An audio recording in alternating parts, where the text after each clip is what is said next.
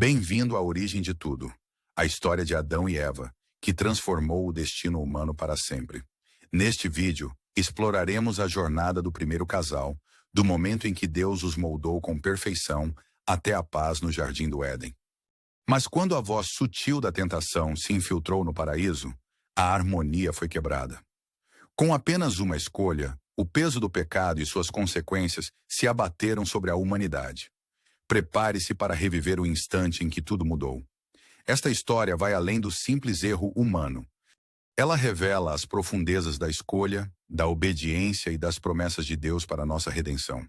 Assista até o fim para descobrir o impacto eterno dessas escolhas e o que elas podem nos ensinar sobre fé, redenção e esperança. A criação de Adão e Eva. No princípio, Deus criou os céus e a terra, moldando cada elemento com palavras de poder. Mas sua obra-prima viria no sexto dia, ao criar o primeiro homem. Em Gênesis 2:7 lemos: Então o Senhor Deus formou o homem do pó da terra e soprou em suas narinas o fôlego da vida. E o homem tornou-se um ser vivente. Esse fôlego divino não apenas deu vida a Adão, mas também o conectou diretamente ao Criador, um elo sagrado de vida e alma. Adão foi colocado no Jardim do Éden, um lugar de perfeita harmonia, onde ele poderia cuidar da criação e desfrutar da presença de Deus. O Senhor Deus tomou o homem e o colocou no Jardim do Éden para o cultivar e o guardar. Gênesis 2:15. Ali, Deus também estabeleceu uma ordem importante. De toda árvore do jardim você pode comer livremente, mas da árvore do conhecimento do bem e do mal você não deve comer. Gênesis 2:16-17. Esse mandamento marcou o início de um relacionamento fundamentado na confiança e na obediência. Mas algo faltava. Deus observou que, apesar da perfeição ao seu redor, Adão estava só. Não é bom que o homem esteja só. Farei para ele alguém que o auxilie e lhe corresponda. Gênesis 2:18. Foi então que, em um momento de graça, Deus adormeceu Adão. E de uma de suas costelas, formou Eva. Esta é agora osso dos meus ossos e carne da minha carne. Ela será chamada mulher, porque do homem foi tirada. Gênesis 2:23. A união e inocência no Éden. Adão e Eva viviam em plena inocência, completamente nus, mas sem vergonha. Em Gênesis 2:25 está escrito: Ora, um e outro, o homem e sua mulher, estavam nus e não sentiam vergonha. Essa inocência representava a pureza do relacionamento entre eles e entre Deus. Eles possuíam um amor puro e completo, refletindo a criação em sua forma perfeita. Viviam lado a lado, usufruindo do que o jardim oferecia e em completa comunhão com o Criador. A harmonia entre Adão e Eva simbolizava a harmonia do homem com Deus. Não havia desconfiança, dúvida ou medo. As conversas com Deus eram constantes, e tudo o que precisavam era providenciado. Eles conheciam apenas a bondade e a santidade do Criador. E Deus viu tudo o que tinha feito, e tudo era muito bom. Gênesis 1:31. A natureza e os animais estavam sob seu cuidado, e o Jardim do Éden era seu lar perfeito. A ordem de não comer do fruto da árvore do conhecimento permanecia presente, mas para Adão e Eva, essa era uma regra que não os afetava. Até então, o conceito de desobediência não existia em seus corações. Mas a paz que envolvia o jardim estava prestes a ser quebrada, pois havia algo esperando por um momento de fraqueza. A tentação no Éden, a aparição da serpente.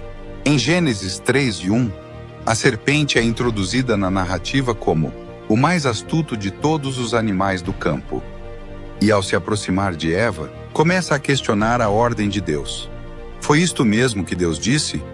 Não comam de nenhum fruto das árvores do jardim? Gênesis 3:1. A serpente representa mais do que um animal. Ela simboliza a dúvida e a desconfiança. Com astúcia, manipula as palavras para plantar a dúvida em Eva. Eva, inocente e curiosa, responde: Podemos comer do fruto das árvores do jardim, mas Deus disse: Não comam do fruto da árvore que está no meio do jardim, e nem toquem nele. Do contrário, vocês morrerão. Gênesis 3:2-3. A serpente responde: certamente não morrerão. Deus sabe que no dia em que dele comerem, seus olhos se abrirão, e vocês, como Deus, serão conhecedores do bem e do mal. Gênesis 3, 4, 5. Com essas palavras, a serpente planta a semente do orgulho e do desejo. Eva começa a ver o fruto sob uma nova perspectiva, algo desejável, que a tornaria sábia. Este é o momento crucial em que o conflito interno entre a obediência e o desejo humano se desenrola. O pecado. Adão e Eva comem o fruto proibido. No clímax dessa história, Eva decide tomar do fruto proibido e come. Gênesis 3:6 descreve o momento fatídico.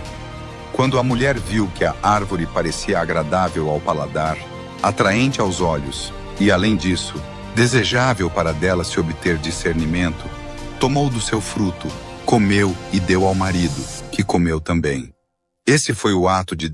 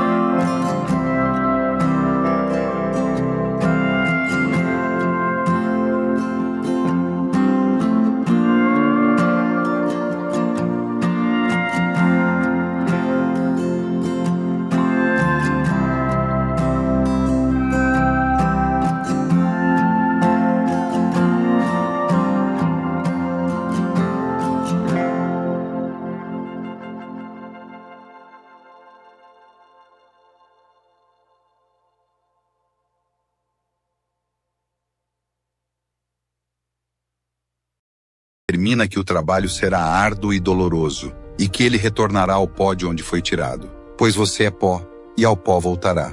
Gênesis 3:19. Essas consequências marcam o início de uma nova realidade.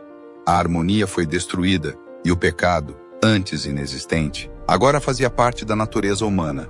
Deus, em um ato de misericórdia, veste Adão e Eva com roupas de pele. Gênesis 3:21. Cobrindo sua vergonha de forma mais duradoura que suas folhas de figueira. A expulsão do jardim do Éden. Após anunciar as consequências do pecado, Deus decide expulsar Adão e Eva do Éden para que não tomem também da árvore da vida e vivam eternamente em um estado de pecado. O Senhor Deus os expulsou do jardim do Éden para cultivarem o solo do qual foram tirados.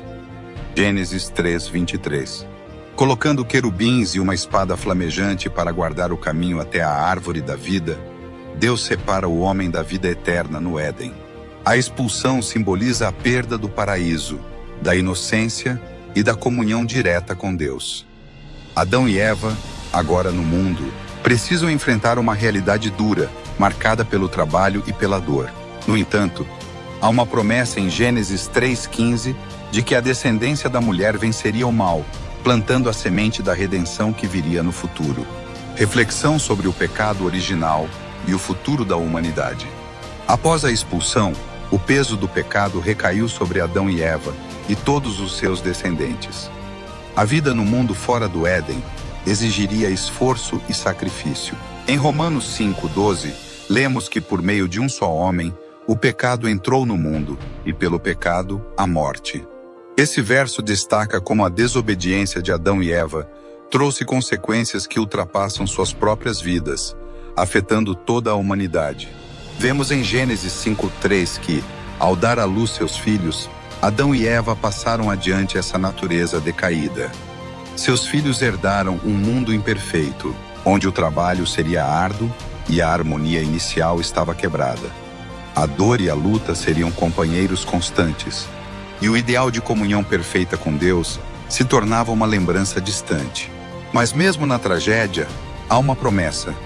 Em Gênesis 3:15, Deus fala sobre a descendência da mulher que ferirá a cabeça da serpente, uma profecia interpretada como o primeiro vislumbre da redenção futura, prefigurando o papel de Jesus como aquele que venceria o pecado e a morte. Esse conceito de esperança divina se mantém através das Escrituras, criando um laço entre a queda e a redenção. A história de Adão e Eva nos ensina que as escolhas têm consequências. E na próxima parte, veremos como o peso do pecado afetou seus filhos, levando ao primeiro ato de violência da humanidade. Não perca o próximo episódio sobre o trágico destino de Caim e Abel. Após o nascimento de seus filhos, Adão e Eva enfrentaram uma nova realidade: a presença do pecado e da inveja entre irmãos. Caim, Abel e Sete.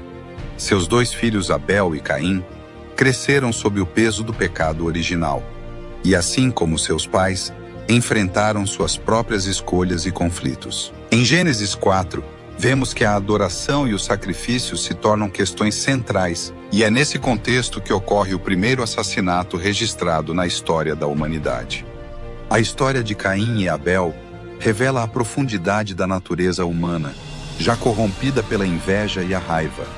Caim, incapaz de suportar o favor de Deus sobre Abel, comete um ato de violência contra seu próprio irmão, trazendo o pecado a um novo patamar. O Senhor confronta Caim após o assassinato, dizendo: "A voz do sangue de teu irmão clama a mim desde a terra." Gênesis 4:10. Essa cena é uma lembrança sombria de como o pecado de Adão e Eva se manifesta em seus descendentes.